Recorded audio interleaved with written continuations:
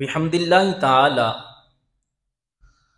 وہ مہینہ سایہ فگن ہو چکا کہ جس کے بارے میں نبی علیہ الصلوۃ والسلام رجب المرجب سے دعاؤں کا سلسلہ شروع فرمایا کرتے تھے۔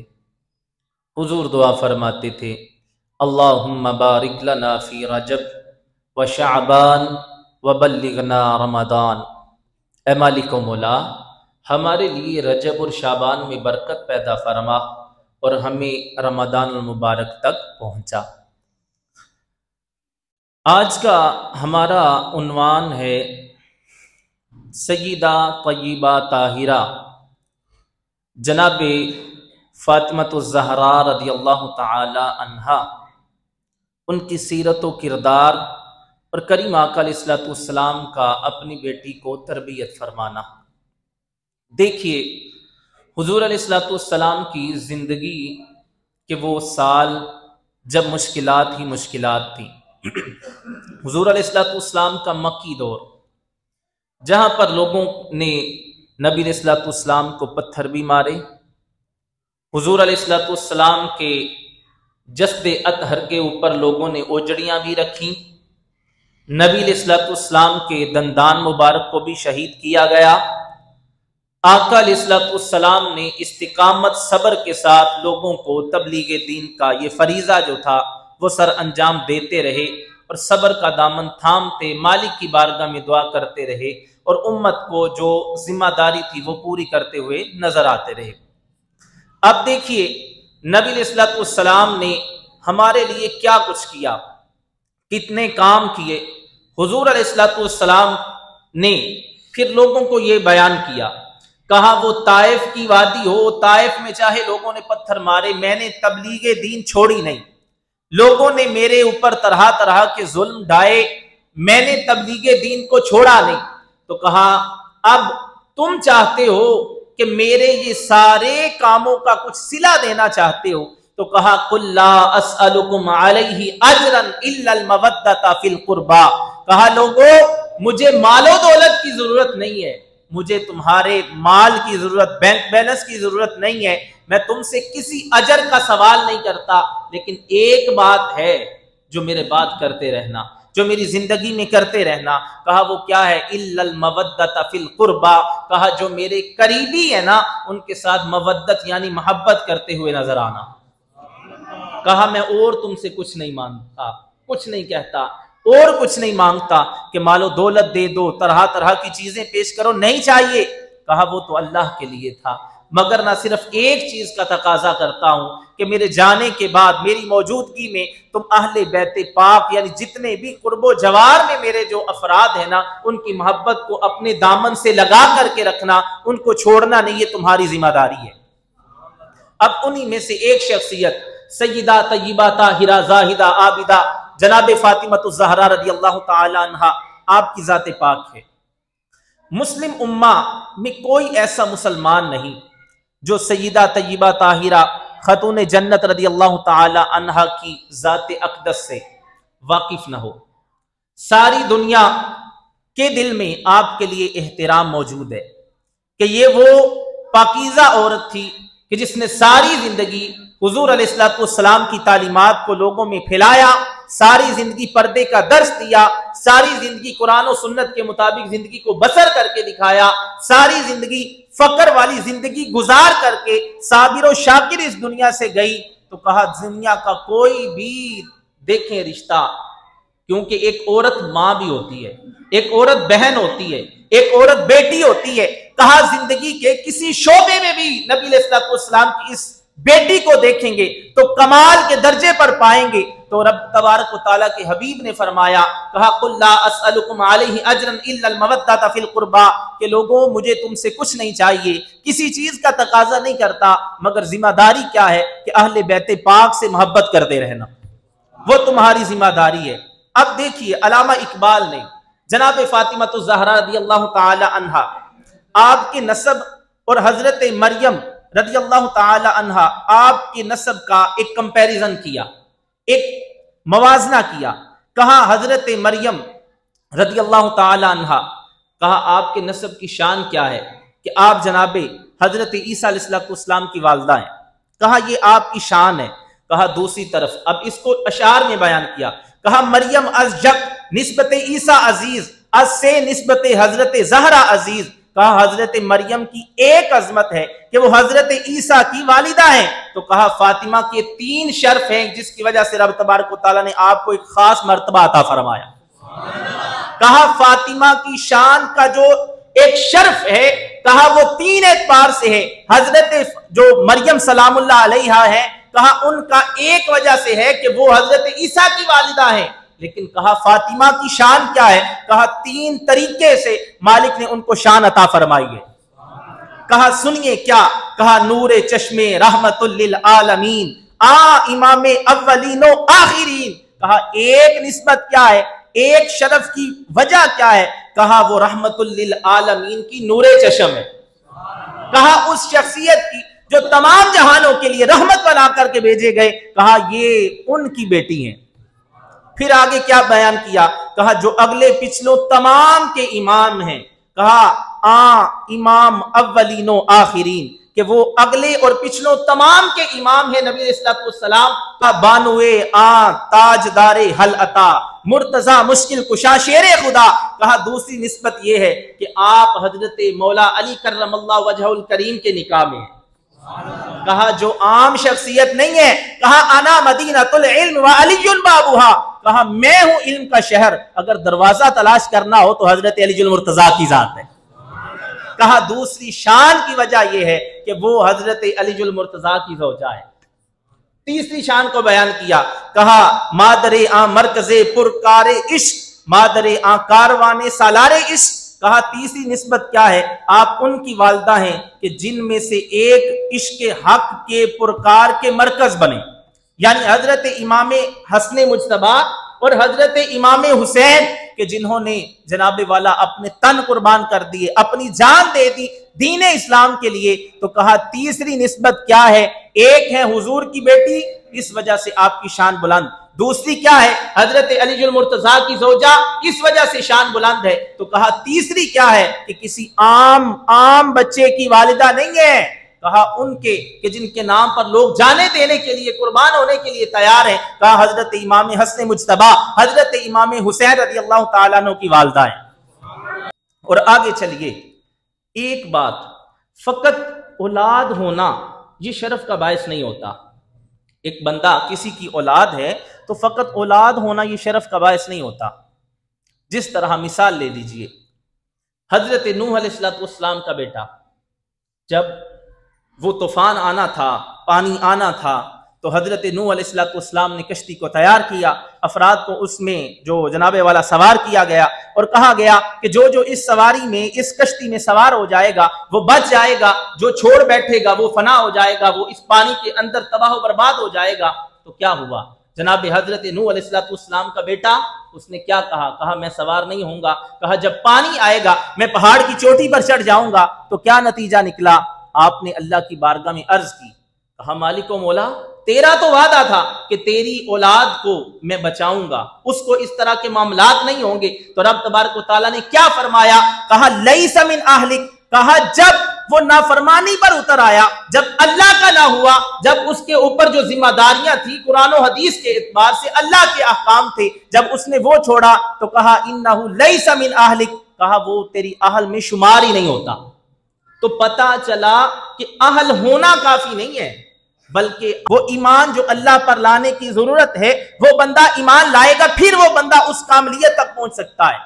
اگر وہ بندہ اس کو چھوڑ کر کے کہے فقط چودھری صاحب کا بیٹا ہونا کافی نہیں، فقط کسی مولوی صاحب کا، علامہ صاحب کا بیٹا ہونا کافی نہیں، بھائی اپنی ذمہ داریاں ہیں. جس کو حضرت فاطمہ الزہرا، حضرت خاتون جنت رضی اللہ تعالی عنہا نے پورا کیا، پھر لوگوں نے ان کے ترانے گائے، پھر لوگوں نے ان کی شانوں کو بیان کیا، لوگوں کو بتایا کہ بھائی بیٹیوں کو اگر درس دینا ہو تو کہا کسی اور انگلش کا لٹریچر پڑھ کے آپ کسی کو تربیت نہیں دے سکتے. اگر کہیں جانا ہے، بیٹی کو سمجھانا ہے، بیوی کے روپ میں اس کو بتانا ہے کیسی بیوی ہونی چاہیے، ماں کیسی ہونی چاہیے، بیٹی کیسی ہونی چاہیے، تو کہا کہیں اور دور جانے کی ضرورت نہیں ہے. نبی علیہ السلام کی بیٹی حضرت خاتون جنت کی سیرت ان کے سامنے رکھو، ان کو پتا چلے گا کہ بیوی بننا ہے تو کس طرح بننا ہے. بولو سبحان اللہ. بیٹی بننا ہے تو کیسے بننا ہے؟ ارے ارے ماں بننا ہے تو کیسے بننا ہے؟ کہا ان تمام چیزوں کا علم کب بندے کو ہوگا؟ کہا جب یہ سیرت حضرت فاطمہ الزہرا رضی اللہ تعالی عنہا کو پڑھ کے لوگوں کو سنائیں گے۔ یہ ضرورت ہے اس چیز کی۔ حضور نے کہا نہیں تھا ادبوا اولادکم علی ثلاث خصال، کہا اپنی اولاد کو 3 طریقے سے تربیت کرنا، 3 طریقے ان کو سکھانا، حب نبیکم وحب اہل بیتہ وقراءۃ القرآن، کہا پہلی چیز کیا ہے؟ نبیوں کی محبت۔ دوسری محبت کیا ہے؟ کہا اہل بیت پاک کی محبت کو سینوں میں بسانا، بچوں کو سکھانا، کہا پھر کامیابی کا مدار قائم ہوگا، تب آپ کامیابی تک پہنچیں گے۔ وقراءۃ القرآن، اور قرآن مجید کی قرات، قرآن کو پڑھنا سکھانا، یہ تمہاری ذمہ داری ہے جو تم اپنے بچوں کے لیے پوری کرتے ہوئے نظر آؤ گے۔ تو یہ پتا چلا کہ فقط یہ بات نہیں ہے کہ جناب والا وہ نبی علیہ السلام کی بیٹی تھی تو اس وجہ سے شان ملی، نہ، آپ نے دیکھیں تو صحیح، وہ چاہے جب بیٹی ہیں تو کس طرح کردار نبھایا، جب بیوی بنی تو کیسے حضرت علی المرتضیٰ کو خوش کیا، کیسی ان کی خدمت میں زندگی کو گزارا۔ ارے آپ سمجھے تو صحیح بات کو، ایک چودھری صاحب کی بیٹی ہو نا تو وہ بندہ کیا کرتا ہے، کتنے پیچھے غلام بھیجنے ہو، کتنے نوکر چاکر بھیجنے ہو، اپنی بیٹی کے لیے بھیج سکتا ہے۔ تو جو امام الانبیاء کی بیٹی ہو، کیا وہ غلام نہیں بھیج سکتے؟ کیا وہ طرح طرح کے افراد جو نوکر چاکر کے لیے استعمال ہوتے ہیں کیا نہیں بھیج سکتے تھے؟ سارے بھیج سکتے تھے، لیکن امت کو بتانا تھا کہ بیٹیوں کی تربیت ایسے کی جاتی ہے، ایسے بیٹیوں کی تربیت کی جاتی ہے۔ اب آگے چلیے، یہ وہی صحبت جو حضرت نوح علیہ السلام کا بیٹا آپ کی صحبت نہ پائی، چھوڑی صحبت، تربیت چھوڑی تو فنا ہو گیا۔ وہی فاطمہ جنہوں نے حضور علیہ السلام کی صحبت کو سنبھالا، آپ کی نسبت میں رہی، تو اللہ تبارک و تعالیٰ نے آپ کو وہ شان عطا فرمائی۔ یہ حضرت خاتون جنت رضی اللہ تعالی عنہا۔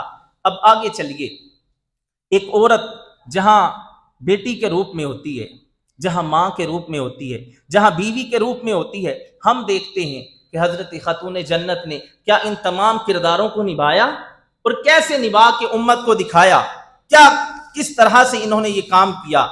اب دیکھیے پیچھے مثالیں دیکھ لیجئے، حضرت یعقوب علیہ السلام کے بیٹے تو اور بھی تھے نا، لیکن حضرت یوسف علیہ السلام کو شان ملی، ان کو تخت نبوت پر بٹھایا گیا، ان کو مالک نے بادشاہی عطا فرمائی۔ تو بات یہی ہوتی ہے، فقط اولاد ہونا کافی نہیں ہوتا، بعد میں اس کا کردار بھی ویسا ہو، یہ بھی اس بندے کے لیے ضروری ہوتا ہے۔ تو حضرت فاطمہ الزہرا رضی اللہ تعالی عنہا، آپ کا کردار کیسا تھا؟ حضرت علی المرتضیٰ سے پوچھا کہ بتاؤ تو صحیح، تمہارے ساتھ اپنی بیٹی کا نکاح کیا ہے، بتاؤ تم نے اپنی زوجہ کو کیسے پایا؟ کہا اللہ کی اطاعت کے لیے اگر کسی کو معاون چاہیے ہو نا تو کہا وہ نیک بیوی ہوتی ہے، کہا مجھے اللہ نے وہ نیک بیوی عطا فرمائی ہے۔ سبحان اللہ بولیا کرو۔ کہا یہ کام ہوتا ہے، ایک بیوی نیک ہونا۔ آج کل ہم سمجھتے ہیں فیشنیبل بیوی ہو جناب، دنیا کے طور طریقے جانتی ہوئی نظر آئے۔ اب اس نکاح کو تو دیکھیں، کتنا خوبصورت نکاح ہے۔ دوسری طرف حضرت علی المرتضیٰ ہیں، کتنا مال و دولت تھا ان کے پاس، کو بتائے نا کون سا بینک بیلنس تھا، کون سی بڑی بڑی گاڑیاں محلات تھیں، کوئی ایسا موجود نہ تھا، لیکن نبی علیہ السلام نے اس شخص سے نکاح کیا، دین کو ترجیح دی، لوگوں کو بتایا کہ جب بیٹیوں کا نکاح کیا جاتا ہے ترجیح دین کو دی جاتی ہے، مال و دولت کو نہیں دی جاتی۔ مال و دولت کس کام کا؟ جب وہ دینی اعتبار سے کچھ جانتا نہ ہو۔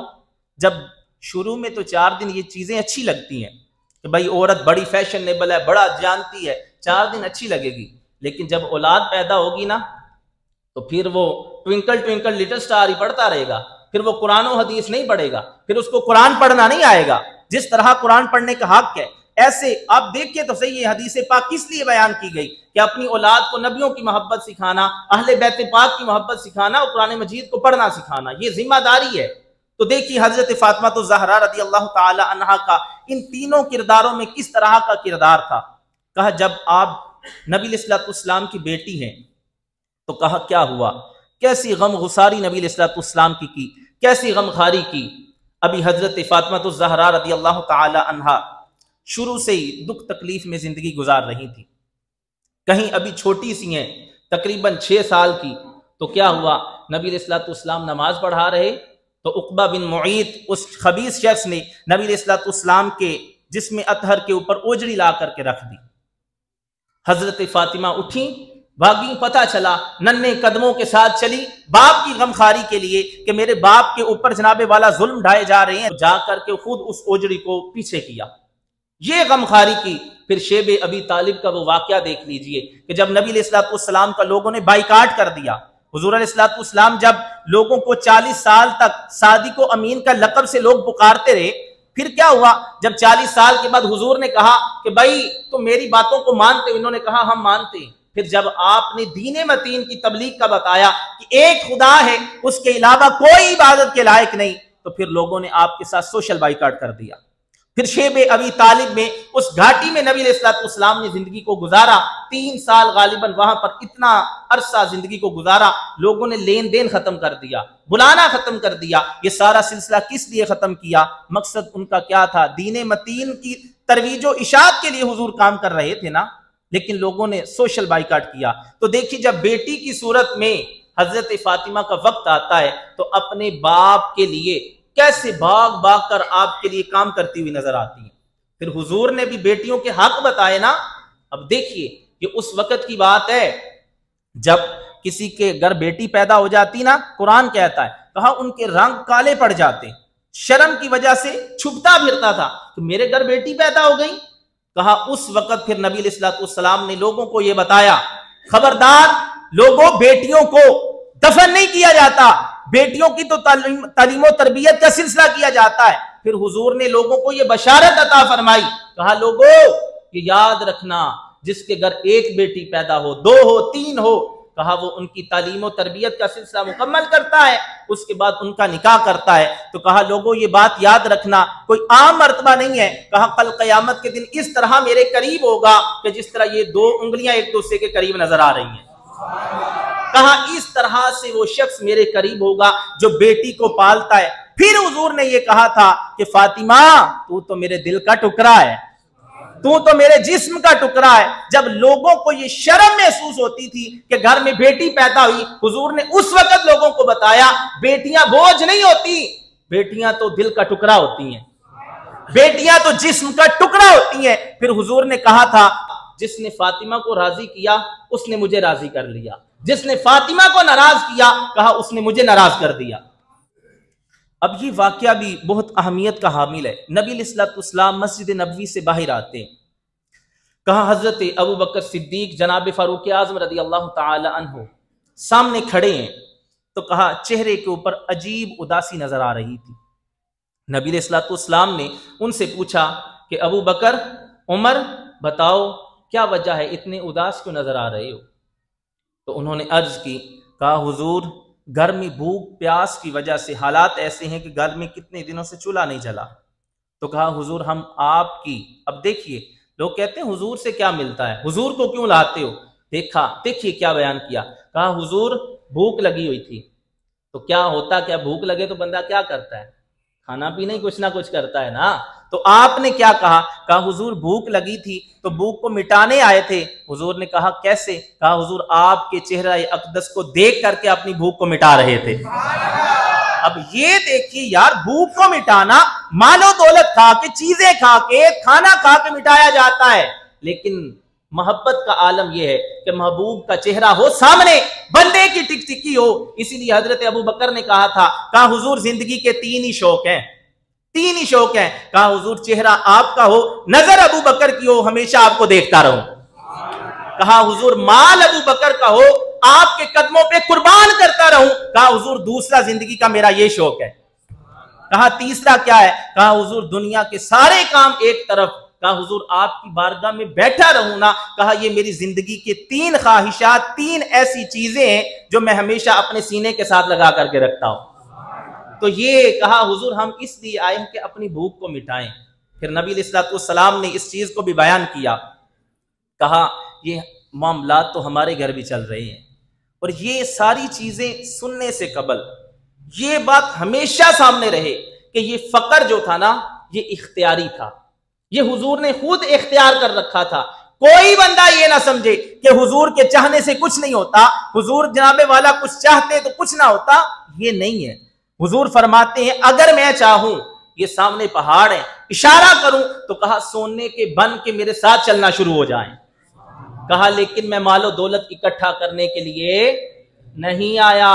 اسی لیے انبیاء کرام کی جو بعد میں وراثت چلتی ہے نا، وہ مال و دولت نہیں ہوتا، وہ علم ہوتا ہے جو لوگوں تک پہنچایا جاتا ہے. حضرت جناب ابو ایوب انصاری انہوں نے کہا حضور دیکھا جب حضرت جناب ابو بکر بھی ہیں، حضرت فاروق اعظم بھی ہیں، نبی علیہ الصلوۃ والسلام بھی ہیں، حضور کی بارگاہ میں عرض کی، کہا حضور میں چاہتا ہوں کہ آپ ہمارے گھر تشریف لائیں، میں آپ کی مہمان نوازی کرنا چاہتا ہوں. کہا حضور نبی علیہ الصلوۃ والسلام ہم آپ کی دعوت کرنا چاہتے ہیں. حضور نے کہا چلو. چلے گئے گھر. پھر دیکھیے کیا محبت تھی نبی علیہ الصلوۃ والسلام کی اپنی بیٹی کے ساتھ. کہا وہاں پہنچے تو نبی علیہ الصلوۃ والسلام نے کیا کہا، ابو ایوب انصاری کو بلایا، کہا یہ لو کچھ روٹیاں لو، کچھ بوٹیاں رکھیں، کچھ کھانا رکھا، اور ان کو فرمایا کہ جاؤ فاطمہ کے گھر بھی دے کر کے آؤ. کہا جا میری بیٹی بھوکی ہوگی، کہا اس کے گھر بھی دے آؤ. یہ ہے غمخواری. بھائی میں پھر وہ کہتا ہوں یار حضور اگر اشارہ کریں تو پوری دنیا کے خزانے لا کے حضرت فاطمہ کے قدموں میں نہ رکھ دیتی، دنیا رکھ سکتی تھی، لیکن حضور نے لوگوں کو بار بار یہ سکھانا تھا مال اکٹھا کرنے کے لیے نہیں آئے. بھائی 72 تن قربان کر دیے، لیکن اس کے باوجود ایک ذرہ برابر بھی ناشکری نہیں کی. ایک کے بعد ایک ننھا جوان نہیں دیا، جوان دیے، ننھے دیے. حضرت علی اصغر قربان نہ کر دیے دین متین کے لیے. آج لوگ کہتے ہیں دین پر چلنا بڑا مشکل ہے، اور جنہوں نے دین بچایا ہے ان کو تو دیکھو کیسے ان لوگوں نے دین کو بچایا، کیسے لوگوں میں جا کر کے اپنی جانوں کے نذرانے پیش کیے. دین کو بچانے کے لیے یہ سارے کام کیے گئے تھے. آج ہم کہتے ہیں دین بڑا مشکل ہے. 20 تراویح کھڑے ہو کے نہیں پڑھی جاتی، وہاں بھوکے پیاسے رہ کر کے ان لوگوں نے اپنی جانوں کے نذرانے پیش کیے تھے. ہمارے جیسے لوگوں کے لیے، ہم جیسے لوگوں کے لیے کیے گئے کہ جن کو دین کی قدر ہی نہیں ہے. تھوڑی سی قرات لمبی ہو جائے تو ہمارا جناب والا دل اکتا جاتا ہے کہ مولوی صاحب نے بات لمبی کر دی. یہ وہ باتیں ہیں جناب والا. دیکھیے تو صحیح جنہوں نے دین بچایا تھا کیسے بچایا، کیسے لوگوں کو بچا کر کے دکھایا. ہمارے عمل اس کے مخالف کس طرح چل رہے ہیں. اب آگے چلیے، جہاں پر حضرت فاطمہ الزہرا رضی اللہ تعالی عنہا ماں کے روپ میں آتی ہیں تو کیا خوبصورت بات ہے. کہا جب ساری رات عبادات کا سلسلہ چلتا رہا، یہ نہیں کہ ہمارے ہاں کیا ہے ہم دن کو کوئی کام کر لینا، بلکہ دن کو کیا ہمارا 2-4 گھنٹے کا کام ہو نا تو ہم کیا کہتے ہیں روزہ چھوڑ دیتے ہیں. جناب روزہ مشکل ہے رکھنا، لیکن دیکھیے یہ دن کو سارا کام، خدا کی قسم روح کانپ جاتی ہے ان چیزوں کو بیان کر کے. حضرت فاطمہ الزہرا آپ اپنے ہاتھوں سے چکی چلایا کرتی تھی، ہاتھوں پر چھالے پڑ جاتے، خود گھر کا مشکیزہ، گھر پانی کے لیے مشکیزہ خود اٹھاتی، بھر کر کے لاتی. حضور نے کاموں کو تقسیم کر رکھا تھا. کہا گھر کے سارے کام فاطمہ کرے گی، باہر کے سارے کام حضرت علی المرتضیٰ شیر خدا رضی اللہ تعالیٰ عنہ کریں گے. یہ ایک تقسیم کی کہ اس طرح سے کام کیا جائے گا.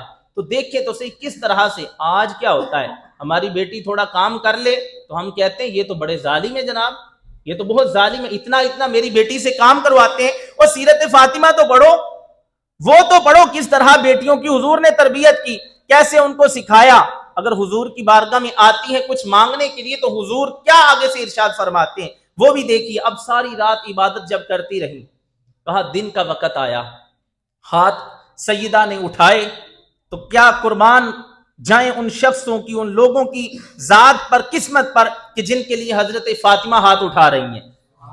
کیا کمال کے وہ لوگ ہوں گے، کتنے خوش قسمت وہ لوگ ہوں گے. کہا جب ہاتھ اٹھایا تو کیا کہا کہ میرے حضرت امام حسین کو کچھ دے دے، حضرت حسن کو کچھ دے دے. کہا نہیں. کہا مالک و مولا ہمارے جو ہمسائے ہیں ان کی مشکلات ہیں ان کو آسان فرما دے.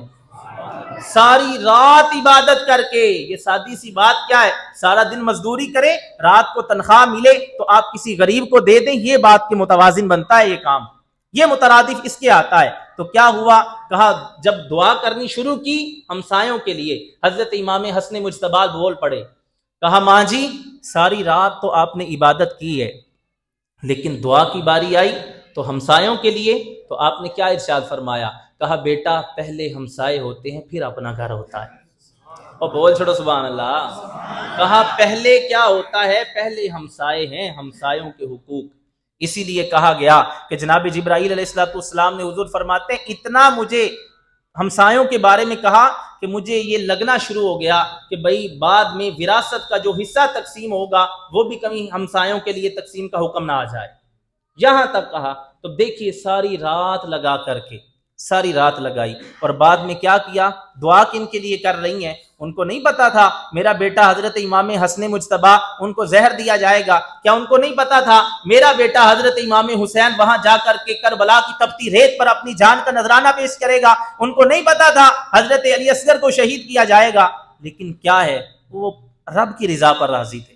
انہوں نے ہائے ہائے نہیں کی. جو لوگ ہائے ہائے کرتے ہوئے نظر آتے ہیں نا, ان کو افسوس کرنا چاہیے اپنی سوچوں پر. انہوں نے ہائے ہائے نہیں کی, انہوں نے تو اپنی جان پیش کی. یکے بعد دیگرے ایک ہی بات ہوتی تھی. حضرت علی اصغر کو جب شہید کیا گیا, حضرت امام حسین نے آپ کا خون اٹھایا, آسمان کی طرف بھیجا اور مالک کی بارگاہ میں کیا عرض کی؟ کہا انا للہ و انا الیہ راجعون. کہا مالک یہ ننھی سی قربانی اپنی بارگاہ میں قبول فرما.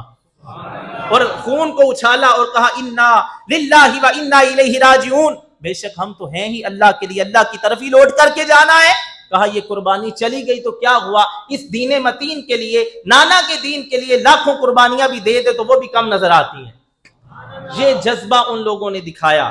اب دیکھیے اگر ایسی تربیت ہو کہ بھائی ہم والدہ اپنے بچوں کی ایسی تربیت کرے کہ بیٹا گھر میں کچھ پکا ہے تو پہلے ہمسائے کو دیکھنا ہے, تو پھر دیکھیں پھر بچے کیسے پیدا ہوں گے, بچے کیسے ہوں گے. وہ آپ نے واقعہ سنا نہیں, جب آپ کو بڑے لوگوں کی بڑی آزمائشیں ہوتی ہیں, جب روزے رکھے گئے, جب حضرت فاطمہ الزہرا حضرت علی المرتضیٰ شیر خدا رضی اللہ تعالیٰ عنہ نے روزہ رکھا اور کہا کیا ہوتا ہے, افطار کا وقت آتا ہے تو ایک شخص آتا ہے, کبھی وہ قیدی کے روپ میں آتا ہے, کبھی فقیر و مسکین کے روپ میں آتا ہے, کبھی کسی روپ میں آتا ہے, اور آ کر کے کیا کہتا ہے کہ مجھے افطاری کے لیے, مجھے کھانے کے لیے کچھ چیز کی ضرورت ہے.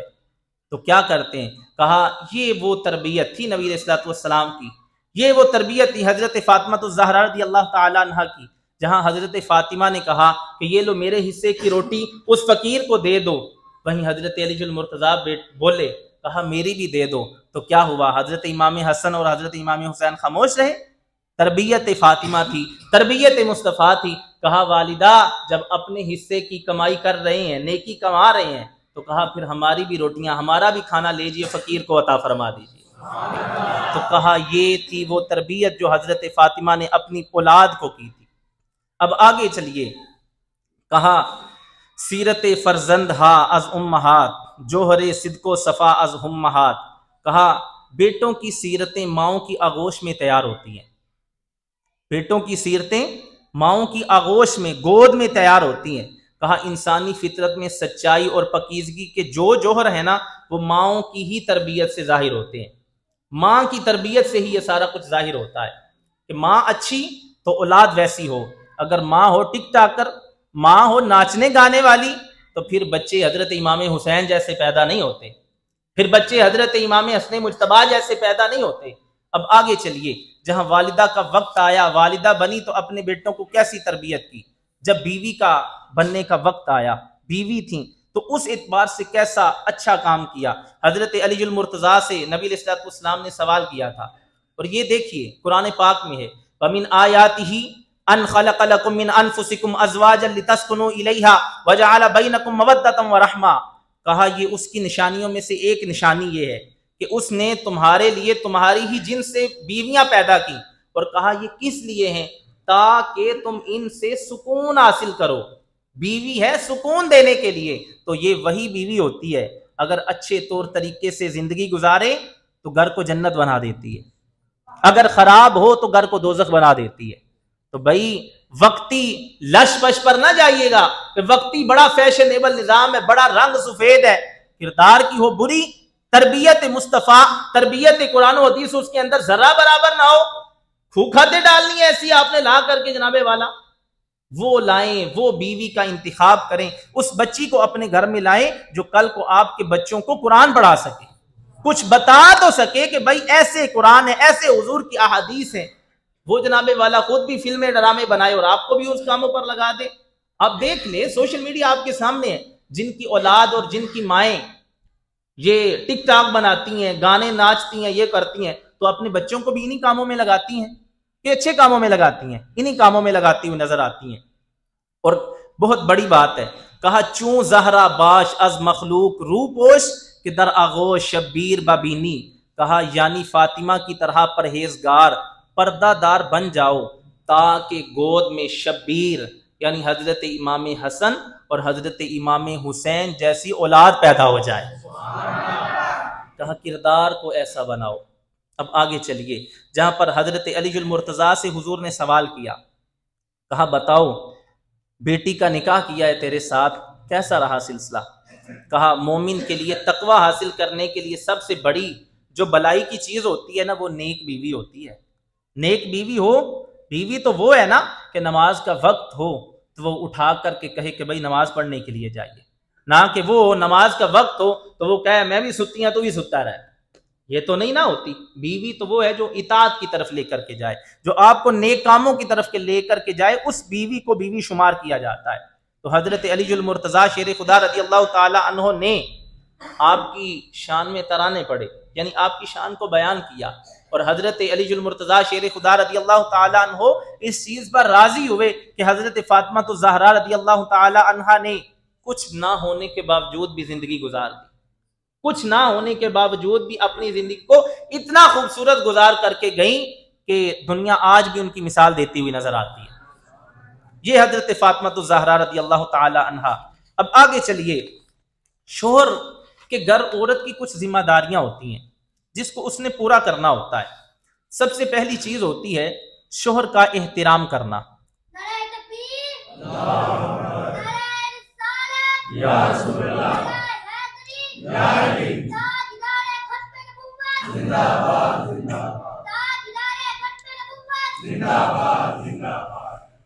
اب یہ دیکھیے آگے، شوہر کا احترام اس کے لیے بہت زیادہ ضروری ہوتا ہے۔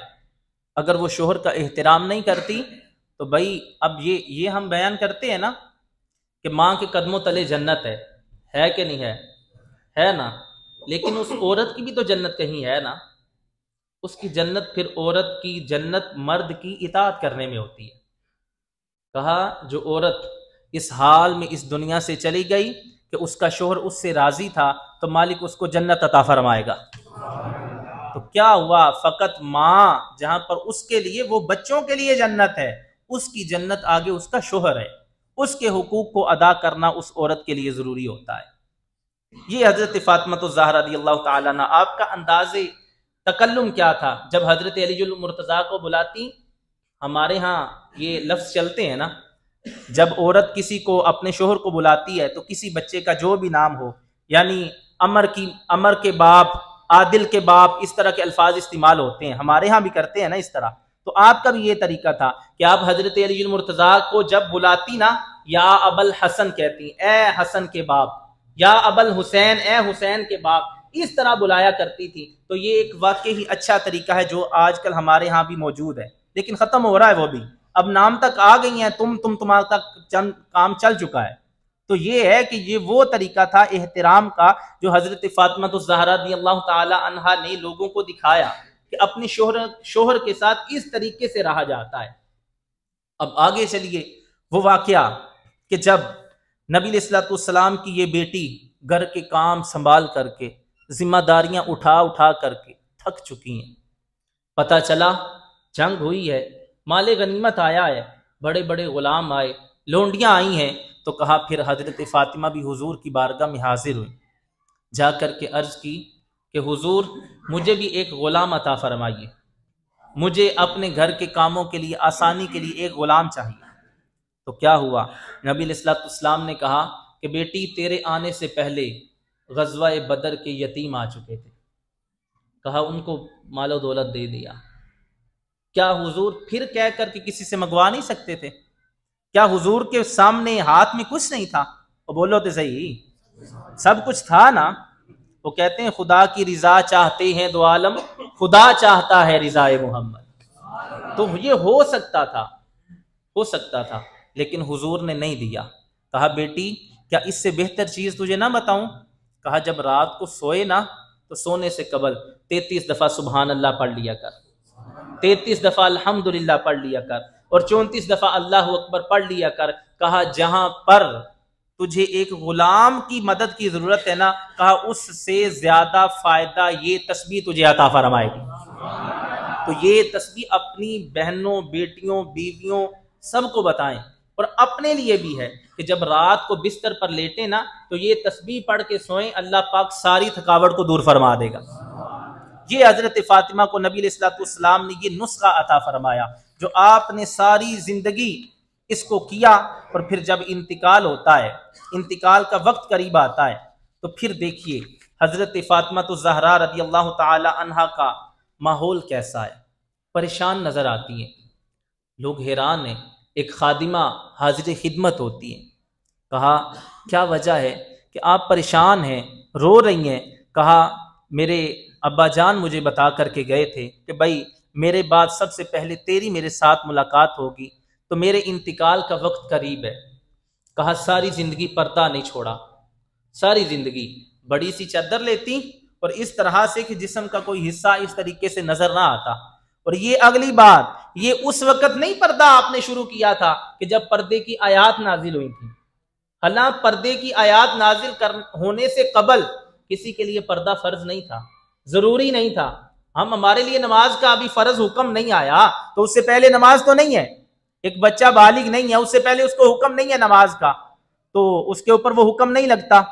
تو بھائی اس اعتبار سے ابھی وہ احکام نازل نہیں ہوئے تھے پردے کے، اس سے پہلے آپ پردہ فرمایا کرتی تھی۔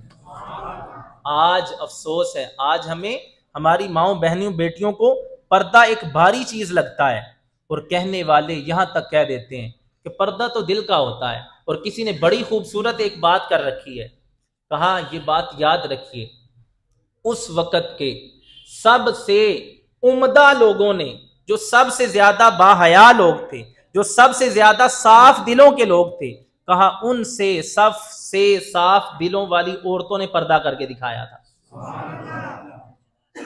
اس لیے انہوں نے یہ دیکھیں کہ وہ پاک تھے، نہ ہماری نظر ویسی، نہ ہمارا دل ویسا، نہ ہمارے معاملات اس طرح کے ہیں جیسے پہلے تھے، لیکن اس کے باوجود انہوں نے پردہ کر کے دکھایا۔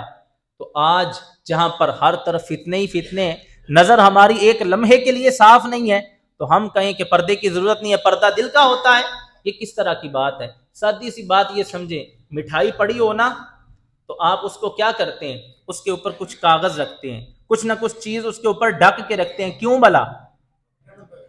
بلا مکھی نہ بیٹھے۔ تو بھائی عورت کو بھی کس لیے یہ ڈھانپا جاتا ہے کہ کوئی بدکار کو، برے شخص کی وہ نظر اس طرح نہ پڑے کہ اس کا دل بدل جائے اور وہ خرابی میں پڑ جائے، اس لیے ڈھانپا جاتا ہے۔ بھائی یہ ساری چیزیں کس لیے ہیں کہ بھائی ان کو پتا چلے کہ اپنی عزت و عصمت کا خیال رکھنا ہے، اپنے آپ کو بچانا ہے۔ آج ہماری مائیں، بہنیں، بیٹیاں یہ سارے کام برے چھوڑ کر کے جو چل رہے ہیں، پردہ کرنا شروع کریں تو کتنا بھی بے غیرت شخص ہو نا، ایک عورت با پردہ جا رہی ہو نا، کچھ نہ کچھ اس کو شرم حیا آ جاتی ہے۔ شروع میں یہی تھا کہ جو با حیا اور بے حیا عورتیں تھیں نا، ان میں فرق کرنے کے لیے اسلام نے چادر کا حکم دیا تھا کہ بڑی سی چادر لیں، اچھے طریقے سے پردہ کریں، تو پھر دور سے آتے ہی پتہ چل جاتا تھا کہ یہ مسلمان عورت ہے اور یہ غیر مسلم عورت ہے۔ لیکن آج کل کیا ہے؟ آج کل مسلمان جہاں پر جناب والا اس نے ایک کپڑا اتارا نا کافرہ نے، یہاں پر مسلمان دو اتارتے ہیں، اور جب جاتے ہیں یورپ کی طرف تو پھر ان کا سارا وہ اسلام کا سلسلہ تبدیل ہو جاتا ہے۔ یہاں پر بیٹھ کر کے لوگوں کو بڑی تبلیغ کرتے ہوئے نظر آئیں گے، بڑے پردے کا اہتمام ہوگا، جب جائیں گے یہاں یورپ کی طرف تو جناب والا سارا کچھ اتار کر کے وہ نظر آتے ہیں۔ تو وہ واقعہ بیان کر رہا تھا، وقت قریب آیا تو کہا مجھے ڈر ہے، کہا جب کسی میت کو نہلایا جاتا ہے اس کے بعد اس کے اوپر چادر ڈالی جاتی ہے، تو کہا جس طرح بندے کی جسم کی بناوٹ ہوتی ہے نا، ویسے اس اعتبار سے وہ چادر اس کے ساتھ چمٹ جاتی ہے۔ تو کہا میں ڈر رہی ہوں اس وجہ سے کہ کہیں یہ نہ ہو کہ میرا انتقال ہو تو میرا پردہ قائم نہ رہے، کہیں یہ نہ ہو۔ تو پھر وہ خادمہ نے بتایا کہ حضور ایک طریقہ کار ہے، کہا اس کے اوپر جس طرح ایک ٹہنیاں لگائی جاتی ہیں نا، ایسے لگا کر کے اوپر چادر ڈالی جائے جس کو ایک ڈولی نما کہا جاتا ہے، کہا ایسے کر لی جائے تو اس طریقے سے کیا ہوتا ہے، پردہ قائم رہتا ہے۔ کہا جب حضرت فاطمہ نے یہ سنا تو مسکرا کر کے خوش ہوئیں کہ شکر ہے مالک، جس رب کے لیے ساری زندگی پردہ کیا، جس احکام جو نبی علیہ الصلوۃ والسلام نے احکام بیان کیے ان پر ساری زندگی عمل پیرا ہوا، تو آخری وقت میں مالک نے مجھے وہ موقع فراہم کیا ہے کہ میرا پردہ ہمیشہ کے لیے قائم رہے گا۔ یہ حضرت فاطمہ الزہرا رضی اللہ تعالیٰ عنہ کی ذات ہیں۔ اور آخری بات سنیے کہ جب آخری وقت آئے گا، قیامت کا وقت ہے، پل صراط سے گزرنے کا موقع آئے گا، تو کہا اس وقت بھی حضرت فاطمہ نے گزرنا ہے نا، تو کہا ایک منادی کھڑا ہوگا، رب کی طرف سے ندا کرنے والا کھڑا ہوگا کہ بھائی کھڑا ہو کے ایک آواز لگا۔ کیا آواز لگانی ہے؟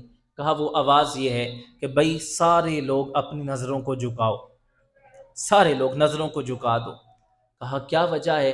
کیا ہونے والا ہے؟ کون سا ایسا اہم کام ہے کہ جو ہونے والا ہے کہ جس کی وجہ سے نظریں جھکانی پڑیں گی؟ کہا یہ وہ شخصیت آنے والی ہے، وہ شخصیت جنہوں نے ساری زندگی پردے کا اہتمام کیا، حیا کا درس دیا، حیادار رہیں۔ تو کہا آج وقت کیا ہے، وہ گزرنے والی نبی علیہ الصلوۃ والسلام کی بیٹی ہیں، تو کہا ان کے استقبال کے لیے کھڑے ہو جاؤ، نظروں کو نیچے کر لو کہ حضرت فاطمہ الزہرا رضی اللہ تعالیٰ عنہ گزر کے جا رہی ہیں۔ کہا یہ گزرنے کے لیے جا رہی ہیں، لہٰذا یہ چیز کو سمجھے۔ نبی علیہ الصلوۃ والسلام نے حضرت فاطمہ سے سوال کیا تھا، کہا بتا تو صحیح اچھی عورت کون سی ہوتی ہے؟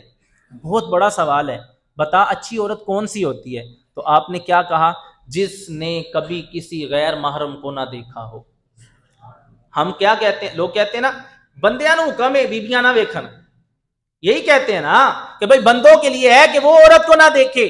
حضرت فاطمہ نے کیا بیان کیا؟ کہا اچھی تربیت والی اچھی عورت وہ ہے کہ جو کسی نامحرم مرد کو بھی نہ دیکھے، اس کا دیکھنا تو کجا، وہ بھی کسی غیر محرم کو نہ دیکھے، یہاں تک حضرت فاطمہ نے بیان کیا۔